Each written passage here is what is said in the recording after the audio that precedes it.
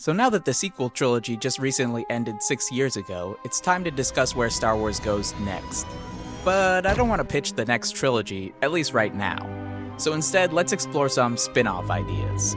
These could be movies, TV shows, even video games if you're spicy enough.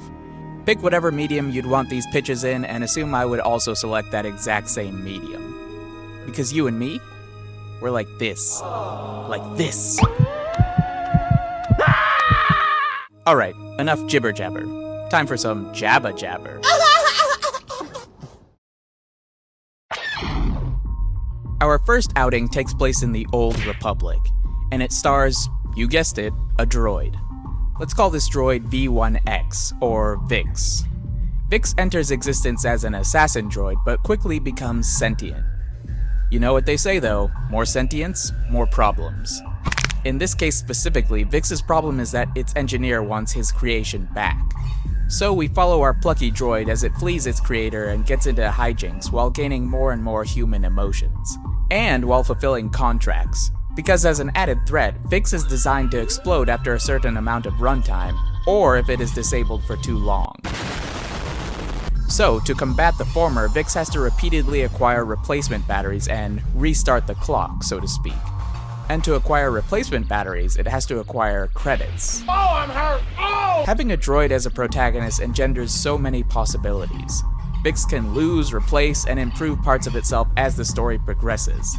Vix can also learn new things if it's able to download them, or even hack into systems and other droids to survive. It can also learn manually, allowing it to compare what it's like to experience something in real time versus downloading it. So we as an audience get to watch Vix's evolution from simple assassin droid to full-fleshed sentient being. Minus the flesh.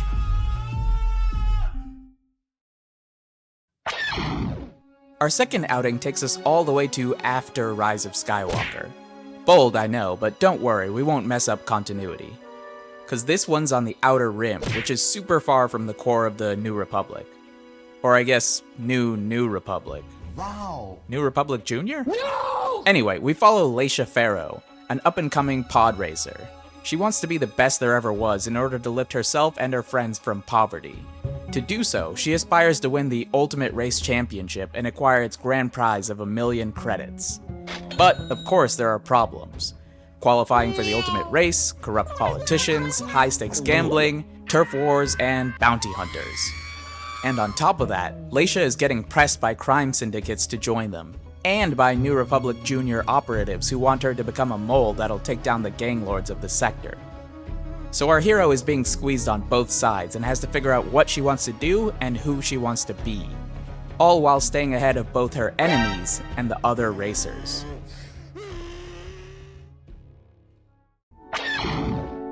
Back to the Old Republic for Project 3, or rather the Old Sith Empire. This predates the Rule of Two, so the Sith aren't just a pair, they're a realm. We follow Noru, a Sith apprentice under Darth Faustus. Faustus is a minor noble who covets greater glory, whereas Noru was plucked off the street due to his strong connection to the Force. This story will explore what it's like to learn the ways of the dark side and the Sith. Noru and Faustus must use their wits and power to survive both adversaries from the Republic and competitors within the Empire. Because a true Sith claims just as many enemies as allies. Is Noru loyal to his master, or does he simply seek to replace her? Does Faustus see potential in her apprentice, or just usefulness? Exploring their loyalty to one another, or lack thereof, adds a layer of intrigue to a series already steeped in it, and makes this story not just one of power sought, but the nature of bonds made. Our fourth project takes us to the Clone Wars. Kendall is a mostly peaceful jungle planet on the edge of the Inner Rim that has aligned with the Separatists. But the Republic suffers no foes, active or passive, so they initiate Operation Liberation, and send a fleet to divest Kendall from Separatist control. We follow Jamie Alden, a fresh-out-of-training soldier who is part of Kendall's defense force. Jamie and her planet will have to stand alone against the full might of the Republic. This will be a campaign of constant loss. Kendall's people are willing to die to defend their country, but the clones just keep coming. And as the invasion progresses, it'll become more desperate and more brutal. the Republic initiates firebombing crusades, uses bioweapons, and executes assassinations, while Jaime and the less equipped Kandelians rely upon guerrilla warfare, fighting tooth and nail to either defend their home or bleed the invaders who wish to take it. The opening text of Revenge of the Sith states that there are heroes on both sides of the war. The Siege of Kandel will show us what that truly means. Project 5 takes place a few years after Return of the Jedi. As part of an outreach and exploration program, the Dreamcatcher is sent into deep space to find new planets and expand the reach of the nascent New Republic. But after encountering a rogue asteroid field, the ship crashes on a world that mysteriously has no record.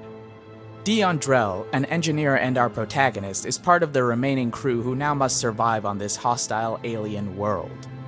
With next to no hope of rescue, the team must establish themselves using wreckage from the crash, while fighting off the local fauna and natives. Meow. As the days go on, the survivors must also discover the secrets of the hidden planet, as some of them have begun to dream of events they could not know about, and ancient ruins they have not yet uncovered. Because by discovering the mystery behind this forgotten realm, they might also reveal the meaning behind the word the dreamers hear over and over again. Aramis. So it's like Lost. In space. No, not that one. Project 6. In the Old Republic, upon one of the many rim worlds between the Republic and Sith Empire, a Sith apprentice strikes a man down. That man's daughter then swears a solemn oath to not rest until she avenges her father. And so commences a years-long quest for vengeance, as Orin learns the skills she needs to track down and take down her father's murderer. This will be a classic revenge story that is bloodier and more brutal than the usual Star Wars flick. Orin is practically ruthless in her quest, with a focus solely on killing the once Sith apprentice and now Sith master, Darth Moros. This is an action romp that straddles the line between Republic and Sith space, involving Orin with Republic operatives, crime lords, and even Sith ladder climbers who want to see Darth Moros fall. The fun here is in seeing a normal person face off against Force sensitives. Because Orin is hunting Sith, of course, but she'll also combat whatever Jedi is dumb enough to get in her way.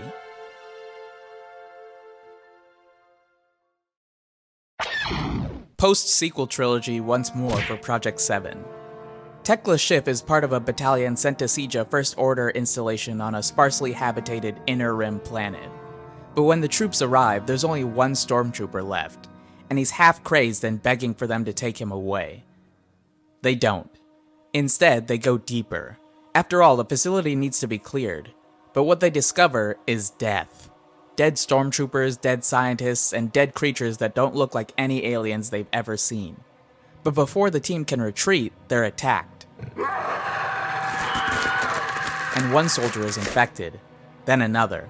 What follows is a desperate retreat from the facility into the city beyond, and a fight for survival as Tekla and the battalion scatter, getting picked off alongside the city's citizens as the Rakghoul plague spreads like wildfire.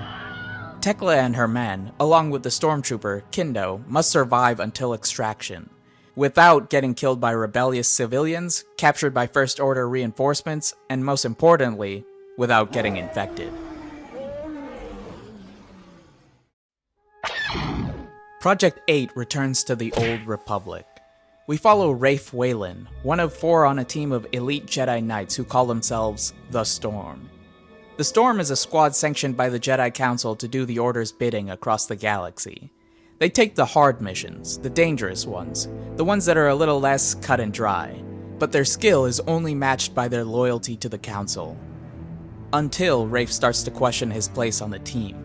No, not just on the team, but in the Jedi Order and the galaxy.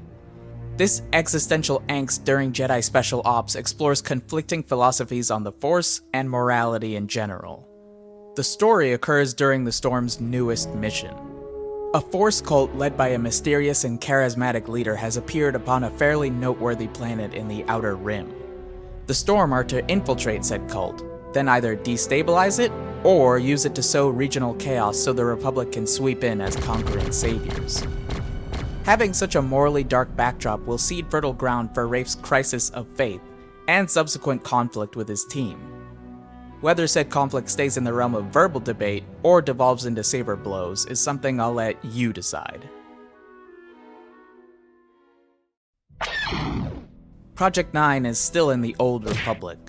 Goldun is a planet under Hutt control, with very little Republic presence.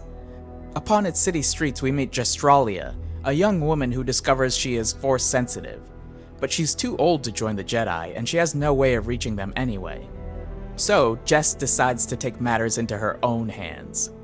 By day she works at a factory crafting armor and weapons. By night she becomes the Witch, a vengeful spirit who slays wrongdoers and takes the fight to oppressors. Two problems though.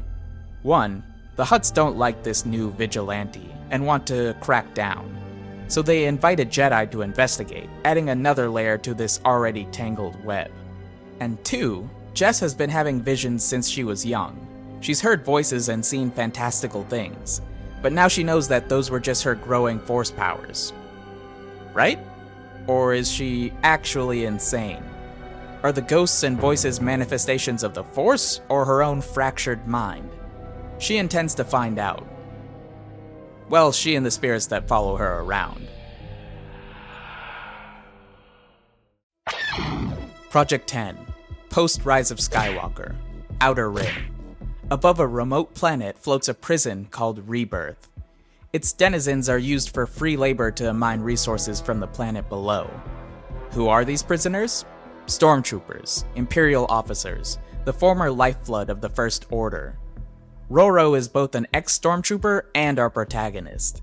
He, along with a group of other inmates, are planning to escape Rebirth, but they're forced to accelerate their plans when news of an impending storm reaches the prison. Said storm, which occurs once every 100 years, is said to be so strong that it'll rip Rebirth apart. But despite warnings from prisoners and even some guards, Overseer Vancil will not allow an evacuation, because Vancil believes in the integrity of Rebirth. So Roro and company will face off against a stubborn Overseer, other prisoners, and an approaching storm. I would want this series to test the limits of the audience's empathy. After all, these aren't your heroic rebels or resistance fighters. These guys are First Order. Many of them are war criminals. So the question of what should become of these soldiers without a cause is one I'd pose to the audience. Redeem or condemn them as you will, Arbiter. From a meta perspective, a recurring theme with these stories is that they try something different. A different type of protagonist, a different perspective, a different era. Star Wars is so much bigger than the Rebels and the Empire. Its size gives so much opportunity to tell stories great and small. And you've probably noticed that my stories skew small. That's a personal preference. I like grounded narratives over grand events, at least for standalones or mini-series. For something more epic, I'd have multiple installments, a la the triple trilogy treat we currently all enjoy equally. What? But I digress. The point I'm making is that Star Wars doesn't have to be about the good guys or even the Force. We can discover tales far and wide if we're brave enough to explore them. And that's the beauty of Star Wars, at least to me. Not just the stories we have told, but the ones we will. That's all for this one. Like and subscribe, because I've got more rewrites, essays, and whatnot in the works. And until the next one, cheers.